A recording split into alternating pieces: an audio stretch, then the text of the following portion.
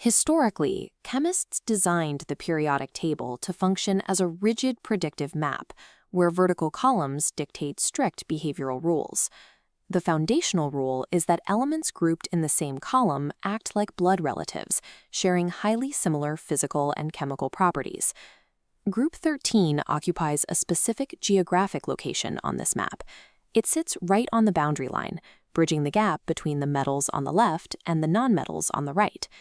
Based on the rules of the table, this specific group should be uniform.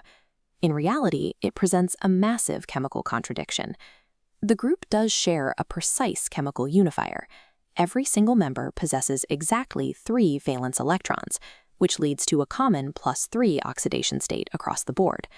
But the similarities end there. Boron sits at the top of the column and behaves entirely as a brittle metalloid. Drop down one spot to aluminum, and the material properties break from boron.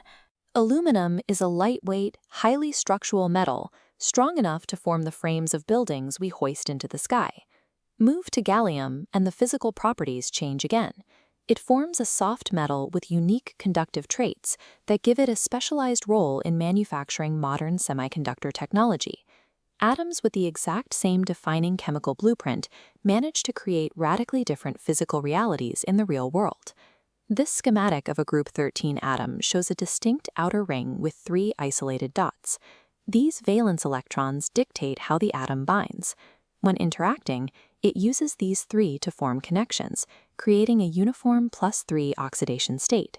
Because the atom must engage all 3 outer electrons to complete a reaction, it requires a massive energy input to start the process.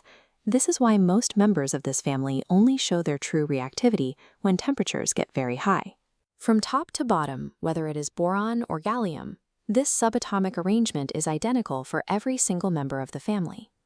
The specific number of outer electrons explains their chemical reactions, but it fails to explain the variations in their physical form. There is a hidden variable at play here. As you travel down the column of group 13, the atoms gain extra inner electron shells. The accumulation of these inner shells causes the overall physical size of the atom to expand. As the radius expands, it physically pushes those 3 crucial valence electrons further away from the nucleus at the center. The nucleus acts as an anchor for the atom. As the distance increases and the atom gets larger, that central core has a much weaker grip on its outer electrons. This loosening structural grip is the mechanism that causes the elements to become increasingly metallic and reactive as you move down the group. Apply this logic back to boron at the top of the group.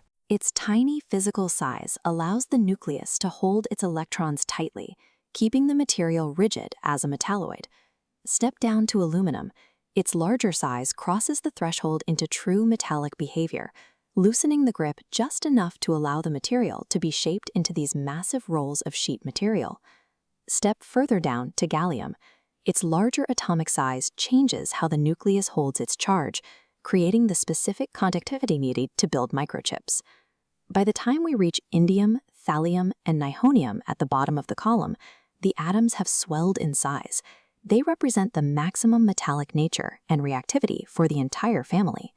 Moving down just a few spaces on the periodic table transforms a brittle nonmetal into a reactive heavy metal, solely because of the physical expansion of the atom. The chemical rules of the periodic table remain unbroken. The physical reality of the elements is simply dictated by their internal atomic geography.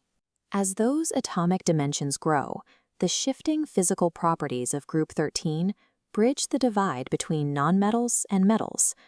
The metal side of this bridge gives us the mass-producible foundational materials required for structural engineering.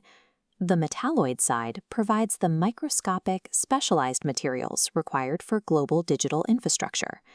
This group serves as an essential transitional toolkit, providing the physical backbone for modern human civilization.